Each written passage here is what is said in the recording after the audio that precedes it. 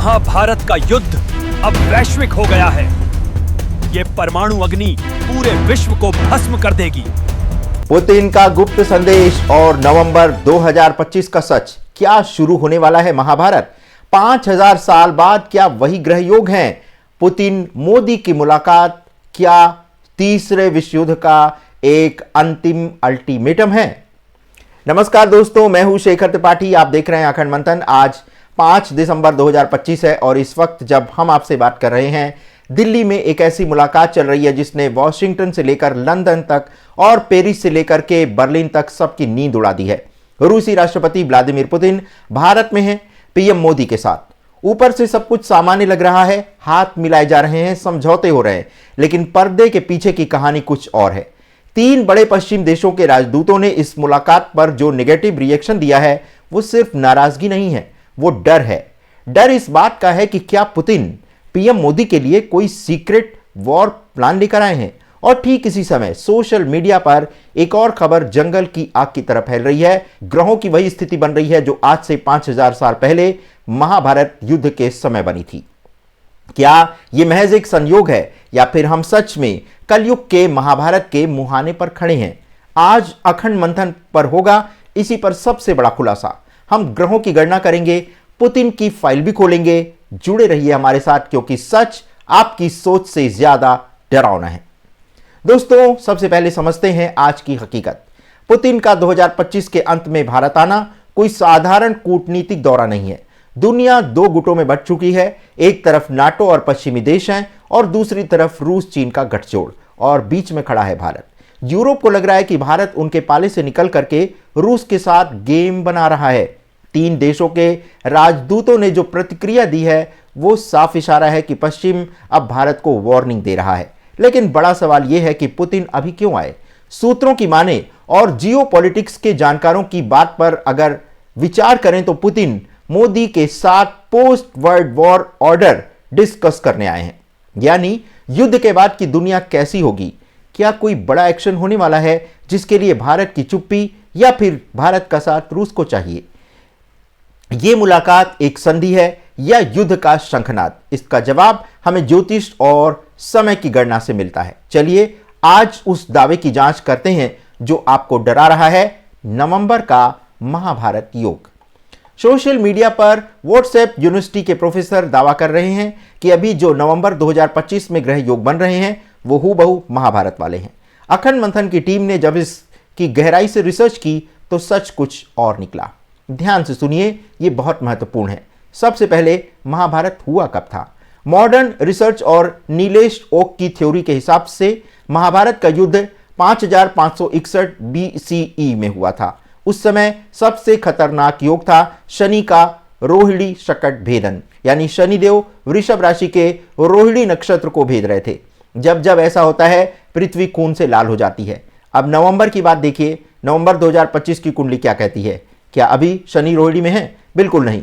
शनि अभी मीन राशि में गोचर कर रहे हैं। महाभारत के समय शनि वृषभ राशि में थे और अभी शनि मीन राशि में है। तो क्या खतरा टल गया? जी नहीं, खतरा टला नहीं, बस उसका स्वरूप बदल गया है। जी हां, महाभारत जैसा सेम टू सेम योग अभी भले ही नहीं बन रहा है, लेकिन नवंबर 2025 में ग्रहों की स्थिति विश्व युद्ध यानी तीसरे विश्व युद्ध वाली जरूर बन रही है। क्यों?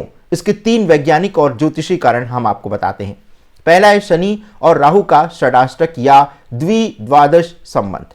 अभी शनि मीन राशि में है और राहु कुंभ राशि में है। जब 2 पापी ग्रह एक दूसरे के इतने करीब होते हैं यानी बॉर्डर लाइन पर होते हैं तो यह सीमा विवाद यानी बॉर्डर कॉन्फ्लिक्ट पैदा करता है। पुतिन का आना और सीमाओं पर तनाव बढ़ना, यह शनि राहु का असली खेल है।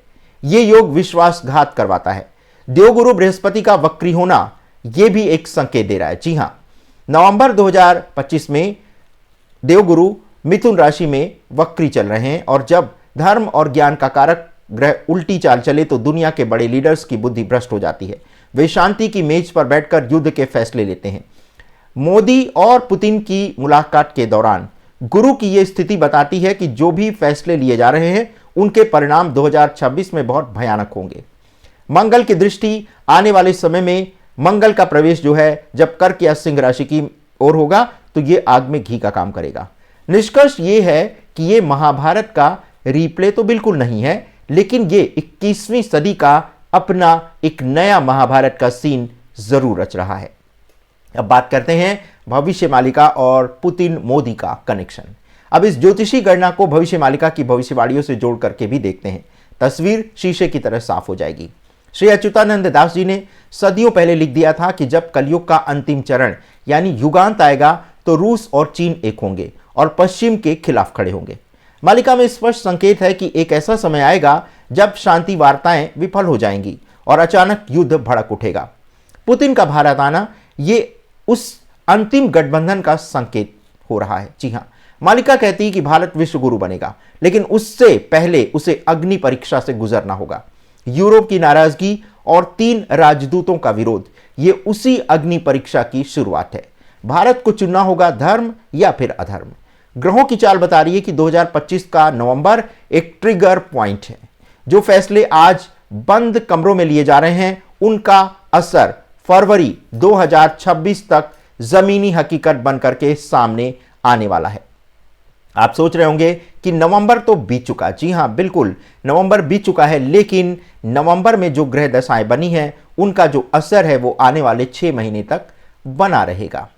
तो जो आज फैसले बंद कमरों में लिए जा रहे हैं उनका असर फरवरी 2026 तक आपको जमीनी स्तर पर देखने को मिलेगा। संभव है कि पुतिन भारत को यह बताने आए हों कि तैयार रहो, बड़ा धमाका होने वाला है। तो मित्रों, लब्बोलू आप ये है कि सोशल मीडिया पर महाभारत योग की जो तारीख बताई जा रही है वो तकनीकी रूप से गलत है, लेकिन इसकी भावना सही है। हम एक ऐसे दौर में हैं जहां ग्रहों ने युद्ध का सायरन बजा दिया है। शनि मीन में बैठकर प्रलय यानी जल या फिर सुनामी जैसा एक बड़ी प्राकृतिक आपदा का संकेत कर रहे हैं, और राहु कुंभ में बैठकर वायु युद्ध यानी एयर स्ट्राइक या फिर किसी टेक्नोलॉजी वार का संकेत दे रहे हैं। पुतिन का भारत में होना महज कोई संयोग नहीं है, बल्कि नियति का लिखा एक पन्ना है। हमें डरना नहीं है, लेकिन सतर्क रहना है। अपनी संस्कृति, अपने धर्म और अपने ईश्वर पर भरोसा रखना है। आपका क्या मानना है? क्या पुतिन और मोदी की ये दोस्ती दुनिया को तीसरे विश्व युद्ध से बचा पाएगी? क्या यही दोस्ती युद्ध का कारण बनेगी? नीचे कमेंट लिख करके जरूर बताएं। अगर आप चाहते हैं कि हम शनि के मीन राशि में होने पर 2026 में इसके असर पर एक विस्तृत वीडियो बनाएं तो आप कमेंट में जय श्री कृष्ण या सैटर्न 2026 जरूर लिखें। इस वीडियो को शेयर करें ताकि लोग झूठ और सच का फर्क समझ सकें। तो अखंड मंथन को सब्सक्राइब करना मत भूलिएगा। मिलते हैं जल्दी ही अपनी अगली वीडियो में, तब तक के लिए हमें अनुमति दें। और यदि आप हमारे चैनल के कंटेंट से संतुष्ट हैं तो हम आपसे अनुरोध करेंगे कि आप इसे सब्सक्राइब करना मत भूलिएगा। जिन भी दर्शकों को अपनी ज्योतिषी समस्याओं का समाधान चाहिए उनके लिए हमने न्यूनतम राशि 501 रुपये में ज्योतिष परामर्श की सेवा भी आरंभ कर दी है। यदि आपको लगता है कि जीवन में कहीं भटकाव हो रहा है तो इसके लिए आप हमारे व्हाट्सएप नंबर 7905414965 पर हमसे संपर्क कर सकते हैं। यदि आपके पास आपके जीवन की जो बर्थ डिटेल है वो अगर आपके पास स्पष्ट नहीं है तो आप अपनी फिंगरप्रिंट यानी हथेली का और अपने चेहरे का फोटो भेज करके भी आप अपने भविष्य का आकलन करवा सकते हैं। लेकिन हम आपसे अनुरोध करेंगे कि यदि ये आवश्यक हो तभी इस तरह के ज्योतिषीय परामर्श लें, वरना आपको ईश्वर की शक्ति पर पूरा विश्वास करना चाहिए, क्योंकि जिस ईश्वर ने आपको इस धरती पर भेजा है उसने पूरी योजना के साथ भेजा है।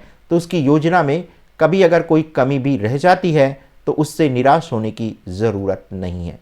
ऐसी कमियां अक्सर हमारी परीक्षा लेती हैं और जैसे ही हम परीक्षा में सफल हो जाते हैं ईश्वर वो सारी चीज़ें हमें उपलब्ध करा देते हैं जिसकी हमें आवश्यकता होती है।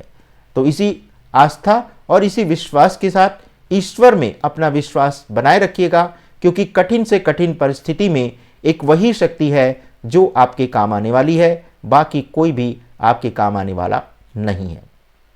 तो इतना धैर्यपूर्वक हमारी बातों को सुनने के लिए आपका हम हृदय से आभार व्यक्त करते हैं। धन्यवाद, नमस्कार। महाभारत का युद्ध अब वैश्विक हो गया है। ये परमाणु अग्नि पूरे विश्व को भस्म कर देगी।